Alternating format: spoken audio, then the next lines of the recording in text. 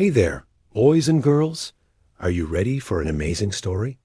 Today, we're going to hear about Jacob and Esau, two brothers who had quite an adventure. So grab your favorite snack, get comfy, and let's dive into this exciting tale from long, long ago. Once upon a time, in a land far away, there were two brothers named Jacob and Esau. They were twins, but they couldn't have been more different. Esau was the older brother, and he loved to hunt.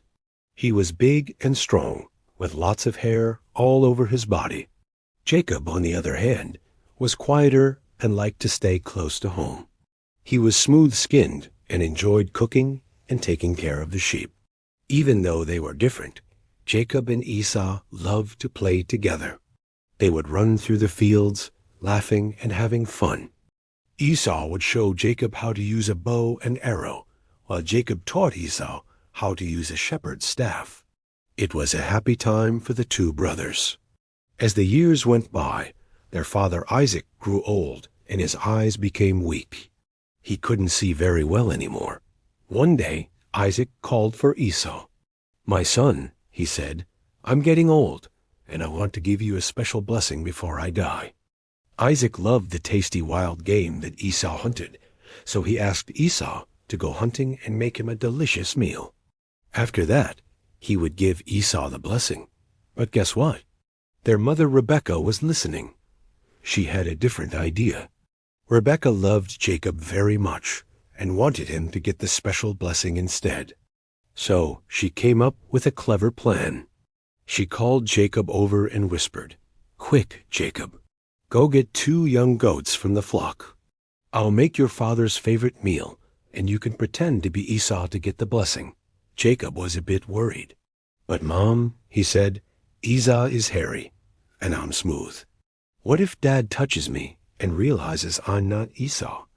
He'll think I'm trying to trick him." But Rebekah had thought of everything. She told Jacob not to worry and to do as she said. So Rebekah got busy in the kitchen, cooking up a storm. She made Isaac's favorite meal, filling the house with yummy smells. While the food was cooking, she took some of Esau's clothes and put them on Jacob. But that wasn't all. She also took the skins from the young goats and put them on Jacob's hands and neck. Now he felt hairy, just like Esau. With a delicious meal in his hands and dressed up like Esau, Jacob went to see his father. "Who is it?" Isaac asked. Jacob took a deep breath and said, "It's me, Esau, your firstborn son. I've brought you the tasty meal you asked for. Please sit up and eat so you can give me your blessing." Isaac was a bit confused. "How did you find game so quickly, my son?" he asked. Jacob replied, "The Lord your God gave me success." Isaac wasn't quite sure, so he asked Jacob to come closer.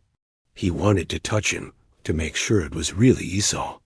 As Isaac felt Jacob's hands and arms covered in goatskin, he said, "The voice is Jacob's, but the hands are Esau's." He was still unsure, so he asked one more time, "Are you really my son Esau?" Jacob said yes, and finally, Isaac ate the meal and prepared to give the blessing. Isaac blessed Jacob with the best of everything, plenty of grain and wine, nations bowing down to him and being master over his brothers.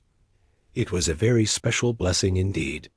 But just as Jacob was leaving, guess who showed up? Esau. He had come back from his hunting trip and made the special meal for his father.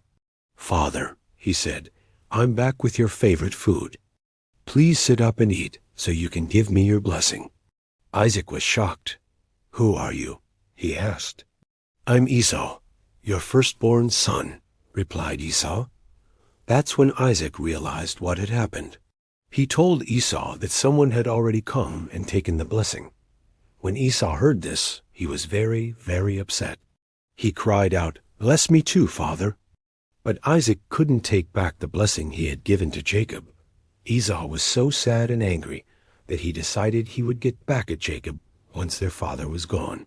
When Rebekah heard about Esau's plan, she got worried for Jacob's safety. She told Jacob to run away to her brother Laban's house in a place called Haran. It was far away. but it would keep Jacob safe. So Jacob packed a small bag and said goodbye to his mother. It was hard to leave home, but he knew he had to go.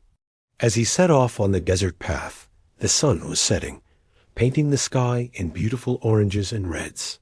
It was the start of a big adventure for Jacob. And so Jacob's big adventure began. He set off into the distance, walking along the desert path with the sun rising behind him. It was a new beginning for Jacob, full of promises and challenges. Well, boys and girls, that's the exciting story of Jacob and Esau. Can you believe all the twists and turns in their tale? It just goes to show that even brothers can sometimes have big disagreements. But don't worry, this isn't the end of their story.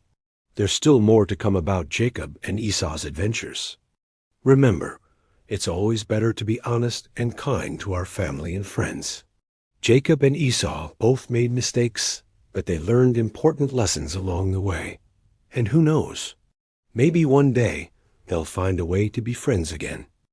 So, what did you think of the story? Did you think it was exciting when Jacob dressed up as Esau? Should parents have favorites in the family? If you were Esau, how would you feel? What was your favorite part? Thank you for watching. Watch out for more stories. Subscribe to our channel, like and share the videos.